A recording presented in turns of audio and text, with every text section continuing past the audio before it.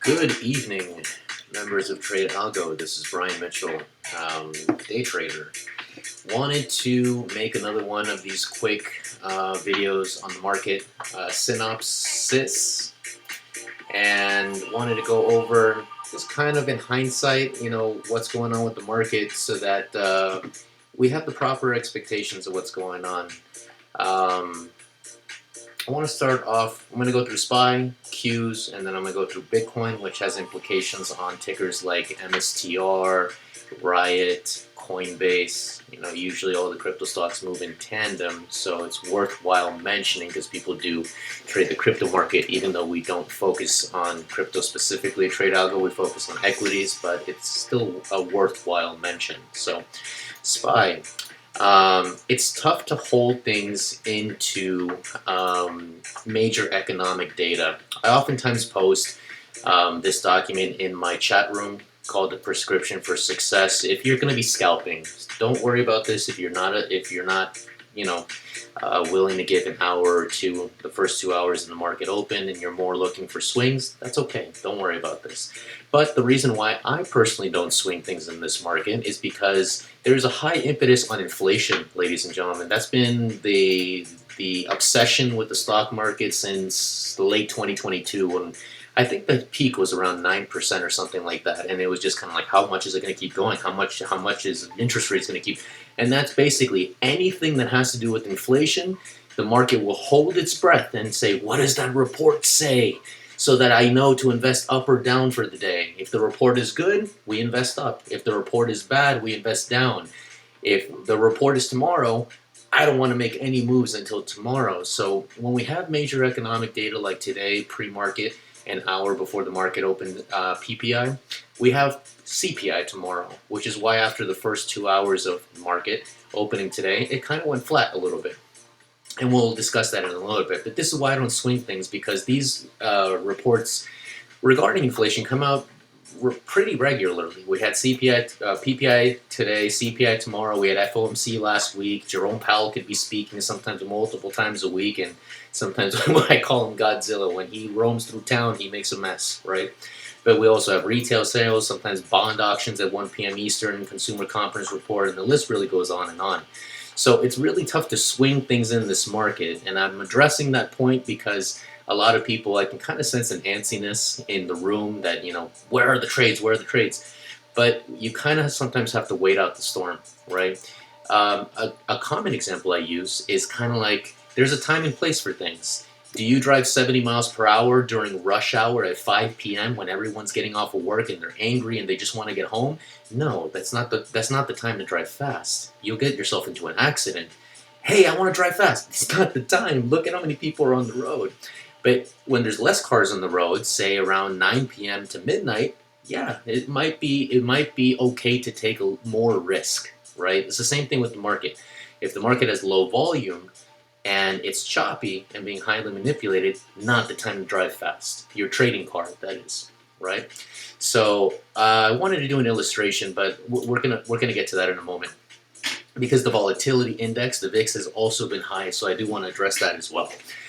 So what happened this morning with SPY, the S&P 500 ETF? We hit a weekly resistance, and so we pumped into a weekly resistance. So we did get an initial some buying action that happened, but in the end, technicals prevailed. So it basically, there was not enough steam behind the optimism of the report for technicals to fail. This is what I really wanted to bring up, aside from, why I don't swing things. Let's open up the Technical Analysis Bible. So technicals work in a very, very neutral market, ladies and gentlemen, when there's no emotion guiding the price action. Sometimes CPI puts a lot of optimism in the market, and then your technicals are worth pretty much nothing, because technicals require logic, not emotion. When the market's euphoric and optimistic because of the good news, there's relative strength in the market. And then I don't even bother using low time frames. Like if the CPI report, say, was 0.05% less than expected instead of 0.02, we for sure 1,000% bet your bottom dollar we would have been in euphoria. Your 15-minute, your 1 hour resistances, your 4 hour resistances held. Maybe even your daily resistances would not have held today. But technicals prevailed because we didn't have enough juice on the optimism side. The report was kind of like, okay, a little bit better than expected, not enough to push us into that optimistic, euphoric state where we just buy nonsensically and just blow past resistance. So good report, but technicals did prevail. Technicals work best when there's no emotion, or little to no emotion, I should put, in a neutral market is what I call it. So this is the segue I wanted to make, why technicals kind of prevailed. I want you to pay attention to the left-hand side of the screen. I went over this in my live stream earlier today. You can see this is the weekly time frame, so this is the 1 week time frame. I put 1W just now. I'm going to circle it. Each of these bars represent 1 week, and you can see here on the left-hand side of the screen, toward the bottom left, buying, buying, buying, buying, buying, and then we see a sharp reversal right there. That's where I draw my horizontal support and resistance. Now, in order for this horizontal line to stay on my charts, I need 2 consecutive candles above and below the line for it to remain support and resistance. So as long as I have 1, 2 candles below, it's still resistance on this side of the fence. As long as we have 1, 2 candle closes above, it's support on this side of the fence. So we had a candle close last week, last Friday, we closed below, right? So now it's flipped, it went from support back into resistance. So pay attention to this line right here. This is this purple line right here. Now that I'm going to take off all the drawings, and you're going to see it a little bit more clearly on a lower time frame once I get off the weekly, which is 58458, $584.58. So I'm going to go to the hourly time frame and see how in the morning the CPI report kind of like, it was kind of like, oh, we're going to pump, pump, pump, pump, pump. And then right as soon as we touch 58458, because it's now flipped into resistance, boom, it dumped. Now, I kind of get this question quite often, so why didn't we do puts, right? This brings me not only back to, it's hard to know if the CPI report is going to push us into euphoria. You kind of have to watch candle by candle. There's no way to know except by reacting to the market and feeling it out and watching the price action. Right, so that's number one. That's really tough to understand. But number two, the VIX. I personally perform best when the volatility index is 16 or lower. So the VIX, the VIX, Victor, Indigo, X-ray, is a basically measure of how much volatility there is in the market. The higher the volatility, meaning the more this goes up, usually the market goes down. They have a inverse relationship.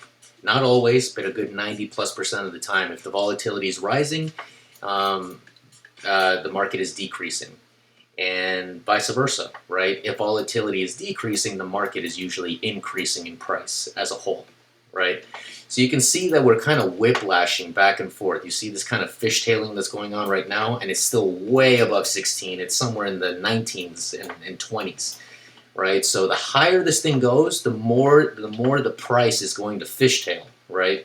What do I mean by fishtail? Think of a car. When a car fishtails, it kind of does this, right? It doesn't stay in a straight line. It's trying to stay in a straight line, but it's moving. It's trying to stay straight, but it's like, oh, and you have to turn the wheel, and turn the wheel again. Ah! That's what happens with the higher the volatility. So the higher the VIX, the more of this type of price action you're going to get. So it's very, very difficult, not just day trades, but also difficult to hold. Say, for instance, we had that weekly resistance. It doesn't just go straight down like it does in low volatility environments where we grab a put and then you see, oh, we're up 20%, we're up 40%, we're up 60%. That's awesome. It doesn't do that. It actually does this with the price. And most newbies can't stomach this, right? You're up 20%, but then now you're down, you're only up 2%. Then you're up 22%, now you're only up 5%, literally 30 seconds later. Then you're up 30%, and then maybe you're down 16%. This is very, very, very overwhelming for somebody that's just looking to tell me when to buy, tell me when to sell.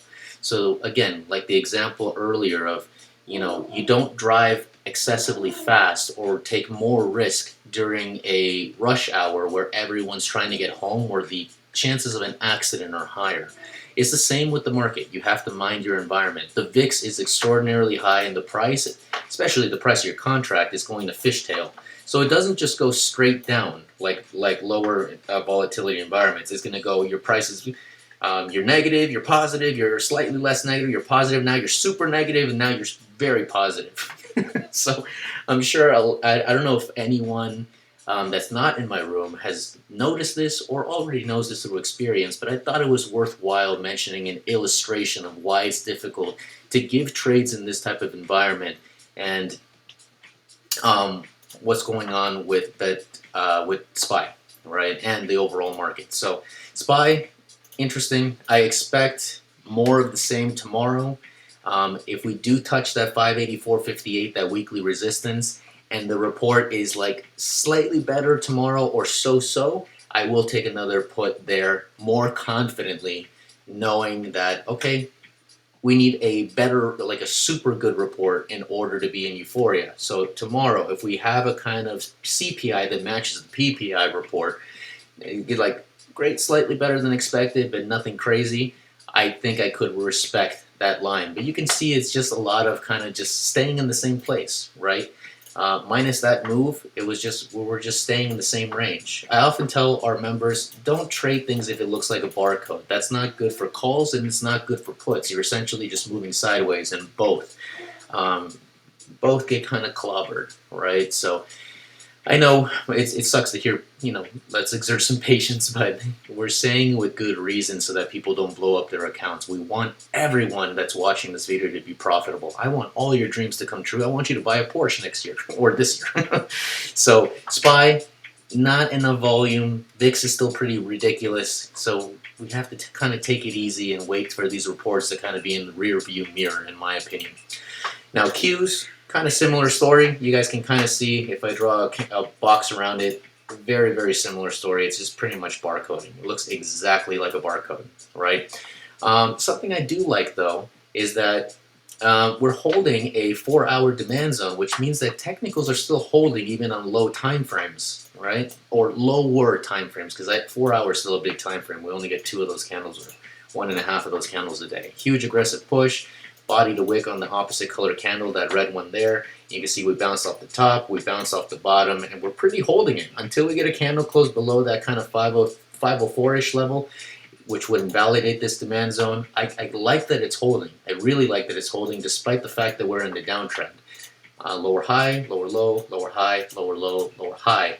As long as we can hold this level and then kind of peek our head above that lower high over here and give us a higher high, once we form a higher high, the trend reverses. So it's lower low, lower high, lower low, lower high, lower low, lower high, and then you can have periods of consolidation, and that's what I think is happening at the demand zone. I think we're going to consolidate there, and so if the lower high is right here, higher high, and then don't just long immediately just because we got a higher high. That's fantastic that we're now in an uptrend, but uptrends are higher highs and higher lows, higher highs and higher lows. So you're going to be aiming, once we get a higher high, you're going to be aiming for a higher low at a support level that makes sense, right? Could be the top of the demand, could be in the middle of the demand, could be a simple moving average moving through, it could be a lot of things, right? So this is called reacting to the market, not trying to predict it, right? That's where people, kind of lose their hats. So that's Qs. I like the fact that it's holding a lower time frame support. That's fantastic. We're going to have to see what CPI does tomorrow, which is the more relevant report, according to Jerome Powell, right? And Bitcoin. Bitcoin is kind of broke out of its range. It kind of looks like it wants to go back up, which is kind of giving me some mixed signals. Let's look at a bigger time frame. I'm going to look at the weekly. On the weekly, you can kind of see it's barcoding, right? So no catalyst to kind of push us out of this range that we're currently in, of this up, down nonsense, right? We've kind of been staying in the same place, down, up, down, now up again, but it's pretty much in this range. With the top of the range being around 98.5, with the bottom of the range being somewhere in the neighborhood of 92 to 93,000, right? So it does wick down to 92. We kind of base at around basically 93.5, 94,000, right? Let's zoom in now that we know in the weekly time frame we're kind of ranging. We're looking for that catalyst. I think that catalyst is going to be the inauguration of the 47th president. If you guys do some back testing and look on your charts and see what happened in the stock market and the crypto market in 2017, yeah, I think 2017 or 2016, I'm mixing up my years, you'll see an explosion in the market. And I am hopeful that will happen, but again, we don't predict the market, we react to it. So looking on the daily time frame, you can kind of see that, yeah, high, low, but we're pretty much staying in the same place. It's just more candles than the weekly time frame, but we're pretty much staying in the same place, with the lows being around here and the highs being, basically, come on. Hello, mouse, there we go, right here, pretty much the same area, like I mentioned previously. So I don't think without a major piece of news, like I was mentioning, like CPI, PPI, I don't think it's going to push the crypto market. And why do I mention crypto? Because crypto is not decoupled from the stock market yet. So if crypto goes up, there's not a guarantee, but there's a likelihood it pulls the stock market up with it, right? So so far we're kind of breaking a downtrend, so that's fantastic. I like that on lower time frames. This is the 4-hour time frame. We're kind of just dragging our feet, lower low, lower high, lower low, lower high, lower low, and we broke this downtrend. See, lower high, lower high. Hey, we got a higher high. Now I'm expecting a higher low. A higher low would be somewhere around the 95,350-ish level before the next leg up, and then we'll get a rejection, something like that. That would be fantastic. This would be a normal progression of, healthy price action, right? We were in a downtrend of lower lows, lower highs, lower lows, lower highs, some consolidation, another lower high, and then here's the low, the local low. I'm not going to try to call bottoms long term. I only call local tops and bottoms so that we could play calls at support and puts at resistance, right? So this can happen while we're asleep, folks. 95,350 is basically what I'm watching for a long. It's time that we pull back, kind of grab that liquidity, and long at a support level that makes sense. That's a 4-hour support. And then that will give us a gear for the next leg up, which can happen in the next few hours while we're all asleep. And just to put on your radar for tomorrow. So again, your MSTR, your Riot, your MSTX, all those crypto stocks will likely pump with the price of Bitcoin. Typically, they all follow Bitcoin. All right, guys. That's it from me. We covered VIX, we covered SPY, we covered Qs. Is there anything else that I am missing? Yeah, so I did go over that with day trades. It's difficult in this market environment because of the fishtailing, right? Think of it even more difficult with swings, right? You'll see the price be positive, then negative, then positive, then negative, then positive, and then during this kind of volatility, it's a roller coaster of emotion, and we want you to have nice, easygoing trades that go straight up so that we're all happy, we're all, jumping for joy into the new year. But we want to keep you safe. So the trades are coming, guys. Just want to reiterate, just want to give you reassurance. We know what we're doing. We congratulations to Eric on the Tesla trade. I have to give kudos where it's due. I hope you guys are keeping journals, and I'm pretty sure there's going to be a lot of green next to Eric. He's a great trader. And if you guys are keeping journals, that's a great resolution going into 2025. See where your green is, see where your red is. Cut your red out as soon as possible if you see a pattern in your red trades, and your green trades, double down on them. Start increasing, those position sizes if you see green with this analyst or with this technique or with this time of the day that you trade, right? Alrighty, folks, as usual, I will see you guys tomorrow in the chat. If you guys are scalping with me, scalping is a faster form of trading, and it does require rules, guys. Please read the rules that are here. I call them guidelines because rules is kind of too harsh of a word for folks that are new. So read the guidelines, make sure that you know what you're doing before just jumping in, and let's crush it this year, guys. If you guys have questions, my email is brian@tradealgo.com, B-R-I like indigo, A like apple, N like Nancy, @tradealgo.com. Everyone have a blessed evening, and I'll see you guys tomorrow morning. Take care.